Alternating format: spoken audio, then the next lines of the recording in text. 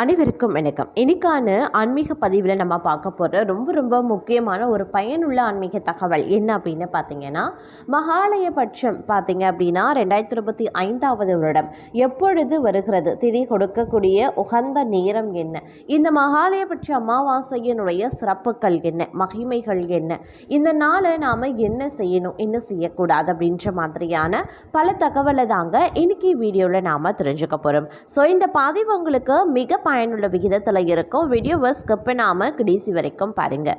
வீடியோக்குள்ளே போகிறதுக்கு முன்னாடி இது வரைக்கும் நீங்கள் நம்ம சேனலை சப்ஸ்கிரைப் பண்ணலை அப்படின்னா உடனே சப்ஸ்கிரைப் பண்ணிக்கோங்க. அப்படியே பக்கத்தில் இருக்கக்கூடிய நோட்டிஃபிகேஷனுக்கான பெல் பட்டனையும் ப்ரெஸ் பண்ணிக்கோங்க.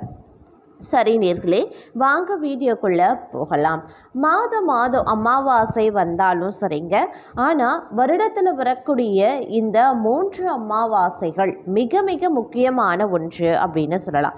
அதிலும் முக்கியமான ஒன்று அப்படின்னு பார்த்தீங்கன்னா இந்த மகாலயபட்ச அமாவாசை அப்படின்னு சொல்வதுண்டு. ஆடி அமாவாசை, தை அமாவாசை, புரட்டாசி மாதத்தில் வரக்கூடிய மகாலயபட்ச அமாவாசை, இந்த 3மே எந்த அளவுக்கு முக்கியத்துவம் வாய்ந்தது அப்படின்னு வார்த்தைகளால் சொல்லிட முடியாது. அந்த அளவுக்கு சிறப்புகளையும் மகிமைகளையும் கொண்டிருக்கிறது. அதே நேரம் இந்த 3 அமாவாசைகளையும் தவற விடுபவர்கள் மகாலயபட்ச அமாவாசையை மட்டும் நாம தவறவிடக்கூடாது அப்படின்னு சாஸ்திரங்கள்ல சொல்லியிருக்கு. அந்தைய நாள் ஒரு நாள் மட்டும் நாம நம்மளுடைய முன்னோர்களை வழிபட்டோம் அப்படின்னா வருடம் முழுவதும் அமாவாசையில நாம முன்னோர்களை வழிபட்டதற்கான பலன்கள் நமக்கு கிடைக்க பெற வாய்ப்புகள் அதிகபட்சமாக இருக்கிறது அப்படின்னு சொல்லலாம். அந்த அளவுக்கு இந்த மகாலயபட்ச அமாவாசை அப்படிங்கிறது ரொம்ப சிறப்பு மிகுந்தது அப்படின்னு சொல்லலாங்க. ஏன்னா இந்த மகாலயபட்ச அமாவாசை அன்று நம்ம பித்ருக்களை வழிபடுவதன் மூலமாக நமக்கு முன்னோர்களை வணங்குவதன் மூலமாக நம்மளுடைய வாழ்க்கையும் சரி, நம்மளுடைய சன்னதிக்கும் சரி அவங்களுடைய ஆசிர்வாதம் கிடைக்கும். அது மட்டும் இல்லாமல் பித்ரு தோஷம் இருக்கிறவங்க, பித்ரு சாபம் இருக்கிறவங்களுக்கு நிவர்த்தியாகி அவர்களுடைய பரிபூரண நல்லாசை கிடைக்கப்பெறும் அப்படின்னு சொல்லலாம். மாதந்தோறும் அமாவாசை வந்தாலும் ஆண்டுதோறும் வருகின்ற ஆடி அமாவாசை, புரட்டாசி மாதம் மகாலயபட்சம், தை அமாவாசை ஆகிய 3 அமாவாசை தினங்களில் பிரசித்தி பெற்றவையாக பார்க்கப்படுகிறது. அது மட்டும் இல்லாமல் வழக்கமாக வரக்கூடிய அமாவாசைகளில் தங்களுடைய முன்னோர்களுக்கு திதி தர்ப்பணம் கொடுக்க தவறியவர்கள் ஆடி அமாவாசை, புரட்டாசி அமாவாசை, தை அமாவாசை தினத்தில் தர்ப்பணம் கொடுத்தா மிகவும் நல்லது அப்படின்னு சொல்லலாங்க.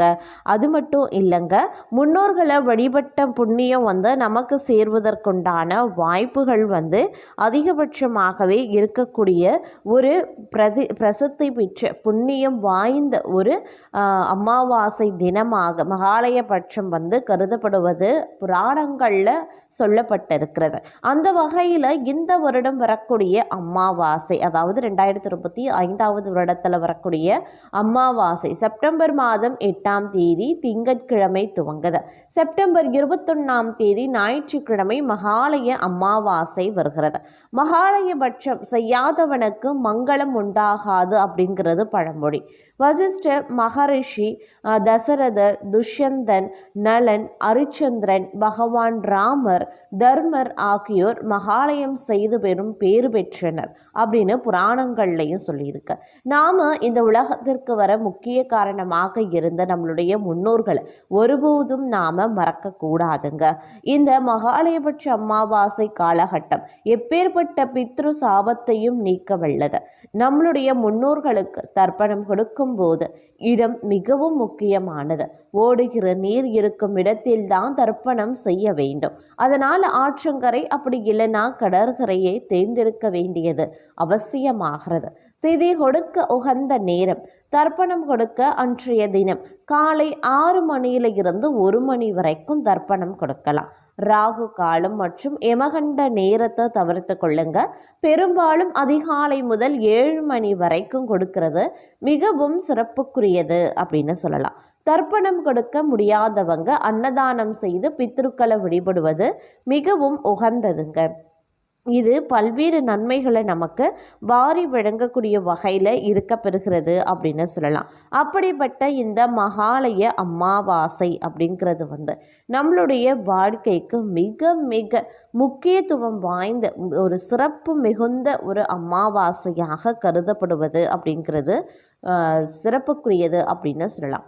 இந்த அமாவாசை நாளில் பார்த்தோம் அப்படின்னா நாம் நம்மளுடைய முன்னோர்களை வழிபட்டோம் அப்படின்னா நமக்கு அனைத்து வித நன்மைகளும் கிடைக்கப்பெறும் அப்படின்னு சொல்லலாம். இந்த அமாவாசையை பற்றி சொல்லணும் அப்படின்னா இன்னும் நிறைய விஷயங்கள் நாம் சொல்லலாம்.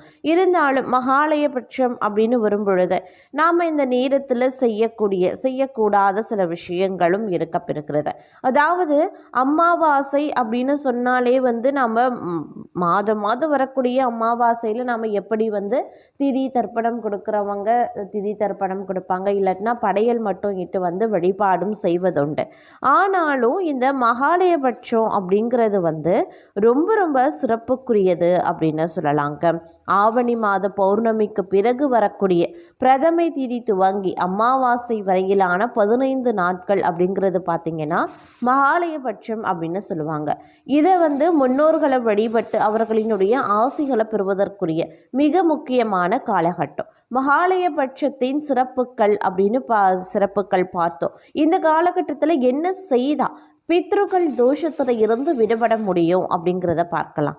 மகாலயபட்சம் அப்படிங்கிறது முன்னோர்களை வழிபடுவதற்குரிய மிக முக்கியமான காலகட்டம். அந்த பட்சம் அப்படின்னு சொன்னால் 15 நாட்கள் கொண்ட ஒரு கால அளவு.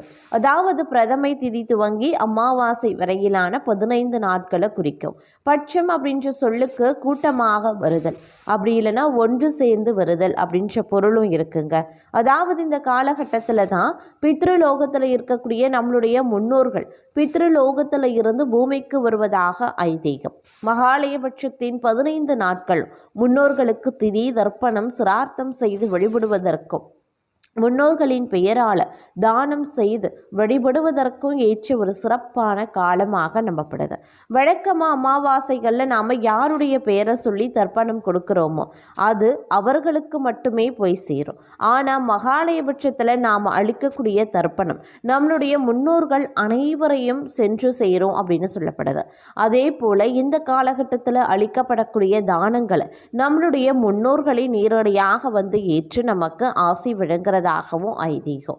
அதனால தான் மகாலயபட்சம் மிகவும் முக்கியமான காலகட்டமாக குறிப்பிடுறாங்க. இந்த 15 நாட்களும் நாம் செய்யக்கூடிய வழிபாடுகளில் பித்ரு தோஷத்தில் இருந்து மீண்டு முன்னோர்களின் ஆசிகளை முழுவதுமாக பெற முடியும். மகாலயபட்சம் அப்படிங்கிறது புரட்டாசி மாத அமாவாசைக்கு முந்தைய 15 நாட்களை குறிக்கும்.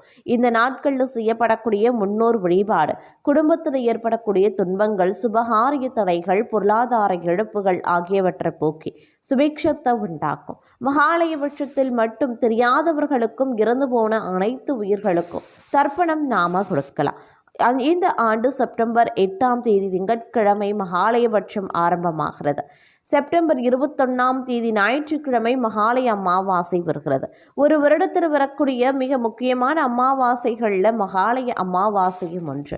அதோடு இந்த ஆண்டு மகாலயபட்சம் திங்கட்கிழமை துவங்குவதும் மகாலய அமாவாசை ஞாயிற்றுக்கிழமைகளில் அமைவதும் மிகவும் விசேஷமானது. திங்கட்கிழமை அப்படிங்கிறது சந்திரனுக்குரிய நாள். சந்திரன் தாய் வழி உறவுகளுக்கான கிரகம். அதே போல் ஞாயிற்றுக்கிழமை அதிபதியான சூரியன் தந்தை வழி உறவுகளுக்கு காரணமான கிரகம். அதனால் இந்த ஆண்டு மகாலயபட்சத்தில் விரதமிருந்து முன்னோர்களை வழிபடுவதும் முன்னோர்களுக்குரிய தர்ப்பணம் போன்றவற்றை கொடுப்பதும் தாய் மற்றும் தந்தை வழி முன்னோர்களால் ஏற்பட்ட சாபங்கள், தோஷங்கள் ஆகியவற்றை நீக்க உதவும். மகாலயபட்ச காலத்தில் பசுமாட்டிற்கு அகத்தி கீரை கொடுக்கிறது, நாய்கள், காகங்கள் ஆகியவற்றுக்கு உணவு அளிப்பது, ஏழைகளுக்கு, வயதில் முதியவர்களுக்கு உணவு அளித்து பராமரிப்பது, அவர்களுக்கு தேவையான உதவிகளை செய்வது ஆகியவை மிகப்பெரிய புண்ணியத்தை சேர்க்கும். மகாலயபட்சத்தின் 15 நாட்களுமே முன்னோர்களுக்கு தர்ப்பணம் அளிக்கலாம். ஒரு வருடத்தில் கொடுக்க வேண்டிய 96 தர்ப்பணங்களில் மகாலயபட்சத்தின் 15 நாட்களும் கொடுக்கும் தர்ப்பணமும் அடங்கும். தை மற்றும் ஆடி மாத அமாவாசைகளை போல் புரட்டாசி மாதத்தில் வரக்கூடிய மகாலய அமாவாசையிலையும் அதற்கு முந்தைய 15 நாட்களும் முன்னோர்களுக்காக வீட்டில் தினமும் விளக்கு ஏற்றி வைத்து வழிபாடு செய்கிறது மிக மிக சிறப்புக்குரியது அப்படின்னு சொல்லலாம். அப்படிப்பட்ட இந்த மகாலயபட்ச அமாவாசையை யாரும் தவற விடாதீங்க. குறித்த நேரத்தில் நாம் நம்மளுடைய முன்னோர்களை வழிபடுவதன் மூலமாக அனைத்து வித நலன்களையும் வளங்களையும் நாம் நிச்சயம் பெற முடியும். அதே போல் எந்த ஒரு தோஷமாக இருந்தாலும் அது கண்ணிமைக்கும் நேரத்தில் நம்மை விட்டு விலகி நம்மளுடைய குடும்பத்திற்கு சந்தோஷமும் வளமையும் செழுமையையும் நம்மளுடைய பித்ருக்கள் நமக்கு கொடுப்பார்கள் அப்படின்ற ஆன்மீக தகவலோடு இன்றைய பதிவை நாம் நிறைவு செய்து கொள்ளலாம்.